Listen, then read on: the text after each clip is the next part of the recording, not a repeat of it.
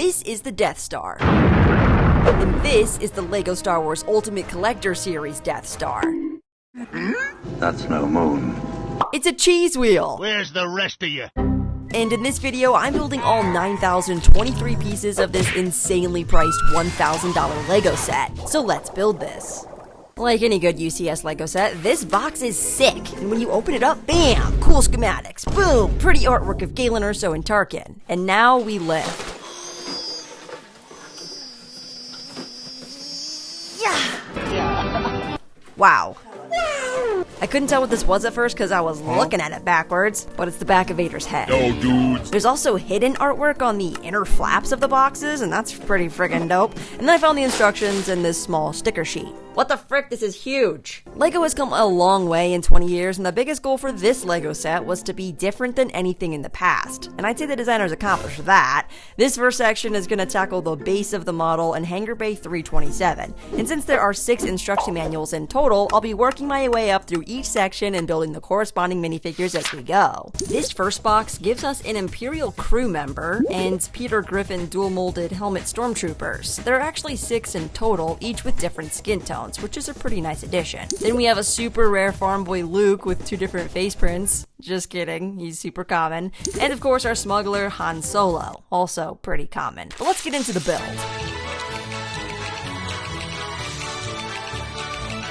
Much time has passed, and here we have the start of the first floor elevator shaft that will span 6 floors by the time we're done. The hangar bay uses a sideways build technique, and I totally got fingerprints all over these shiny black pieces. Oh, and I love the reference to this in-ground elevator. Never fell down one of those in a game before.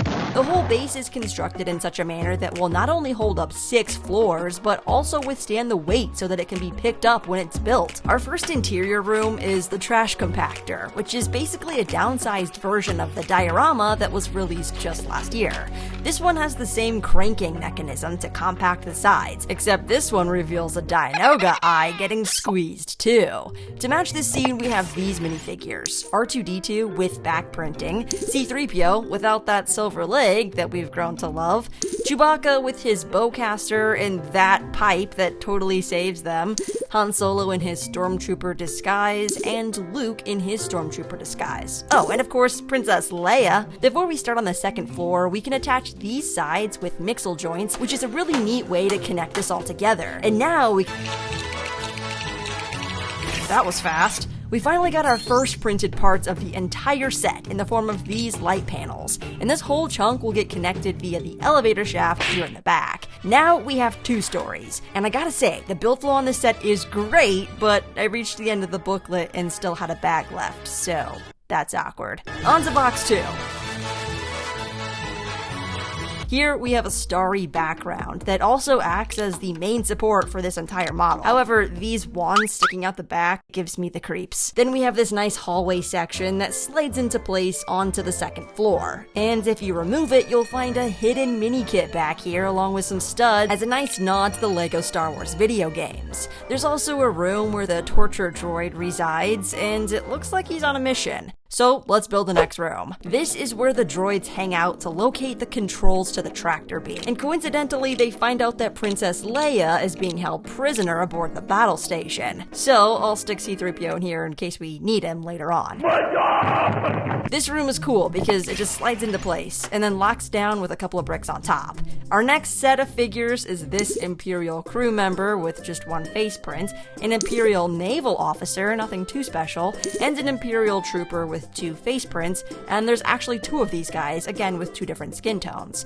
Then we have this astromech R3-T6, and our old friend Obi-Wan Kenobi. Hello there. This Darth Vader has arm printing and the scar on the back of his head. Then we have this pretty rare minifigure, Grand Moff Tarkin, last seen in the 2016 Death Star, with an updated torso and an alternate face print. We also have a brand new Colonel Wolf Yularen minifigure with my favorite alternate face print out of them all. Next is Admiral Admiral Modi, known for his lack of faith in the sorcerer's ways, and General Tag, the guy who was totally right about the rebels finding the Death Star's weakness. Lastly is the Death Star gunner. What a job. And this set includes a second gunner with yet another skin tone. This next room is kind of peculiar because there's a place in the back that this panel slots into, revealing the Emperor. This set gives you the option to ignore his FaceTime by swapping this around. Inside is a panel of posters from Padme and N1 Starfighter, the Join the Empire propaganda, the Boonta Eve Classic Mos Espa Pod Race poster, and a picture of Vader and Palps on summer vacation. And if you haven't guessed it yet, this is Darth Vader's room, which is another section that slides out. This is the meditation chamber, and it's another downsized version of yet another set that LEGO previously made. There's room for Vader to sit, and you have to remove this arm to effectively open and close the chamber. This section rests above the control room, and the chamber is removable. And this is what it would look like if you were Darth Vader. But don't forget why we're here. It's to turn off the tractor beam so we can blast off this metal ball. And this is just the console we need to get that done. There's a bridge that connects this overpass, and Obi-Wan sneakily hides behind this control panel while the Stormies pass by. Meanwhile, the Stormy boys look for Princess Leia.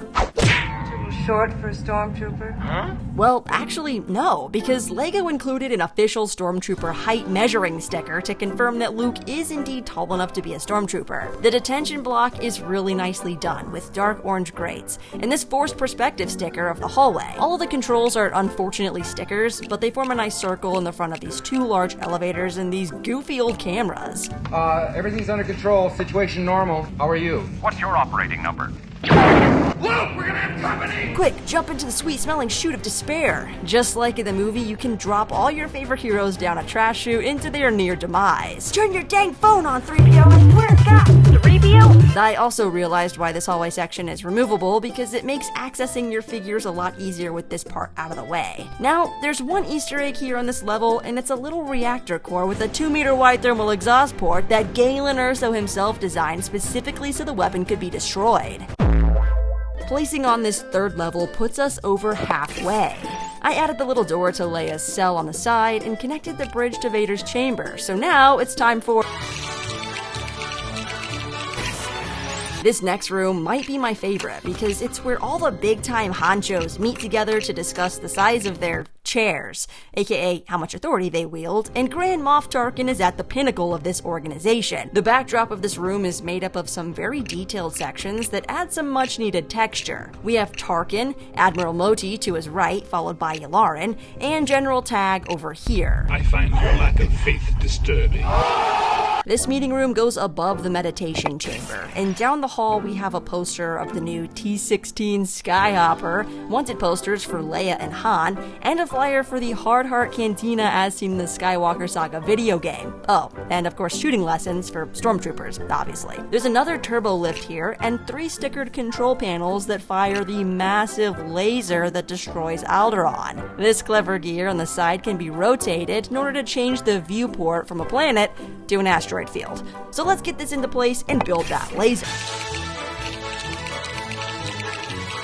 Inside the laser, you'll find a very specific Easter egg of those star-shaped components that the prisoners of Narkina 5 were constructing in Andor. And this is indeed a part of the LEGO superweapon. There are 8 green lasers combining to form one planet popper, and it's connected to the 4th floor at a slight angle with a few more panels curved around it. And now, we're down to the final big chunk. So let's take a look at our new figures. First up, we have Palpatine, with 2 face prints, and a new choice of lightning, which I don't think I like very much. Then we have the Royal Guard, and of course there are 2 of these guys, as always. Next, we have the Return of the Jedi Luke, with his mechanical hand and a green lightsaber. This is our new ISB security droid that goes by the designation of RD6RA7. And here's our new Imperial dignitary with a brand new mold for his funny looking hat. Now we're talking. We've got our Skywalker Saga Hot Tub Stormtrooper with dual molded legs and a fun face print. Here's our Imperial shuttle pilot, and our direct director Orson Krennic, last seen in the Krennic shuttle in 2016. And, for the first time ever, a Galen Erso minifigure. He's the main scientist in charge of weaponizing the Death Star. His printed tile are the plans, known as Stardust, that hold the fatal flaw as before mentioned.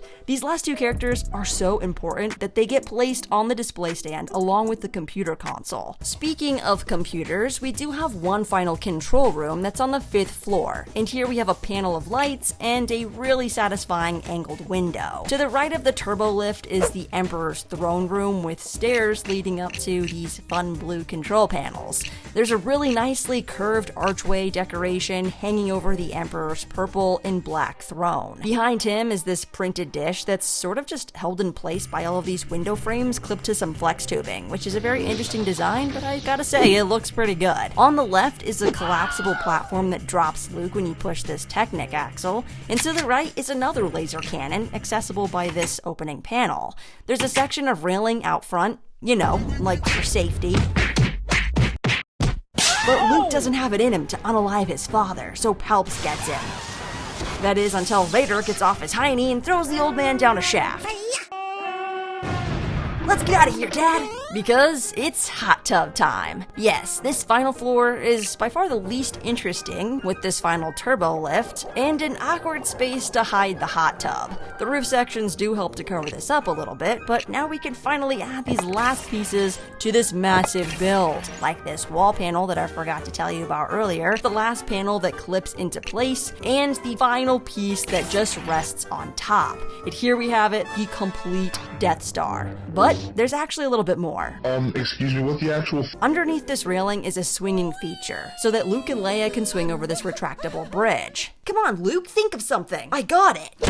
The final build is this Lambda-class shuttle with retractable landing gear and wings that fold down into flight position. This model is scaled nicely, and I actually really like this one a lot. You can even fit a shuttle pilot into the cramped cockpit, but it works, so that's pretty cool. This, of course, goes right into the hangar bay, and now we're ready for our Imperial inspection. But there's actually one more thing. This here is the gift with purchase when you buy the set around the time that it releases, and it says it's compatible with the Death Star. So let's open this up and see how it works. We have this nice round cockpit and two wings that pop on with modified Technic plates. There's also room inside for the included TIE pilot and a cart with 2 more stormtroopers. But it's this little piece that makes it compatible with the Death Star, so I popped it into the Technic beam inside the hangar and placed the TIE onto the rack. This actually looks really nice. So why not just include it in the set? Obviously, there are a ton of factors that prevented this set from being great, but let me know your thoughts about what could have made this set worth it in the comments below. If you enjoyed this video, make sure to smack that like button, and until next time, YouTube thinks that you'll enjoy one of the videos being shown to you on screen now.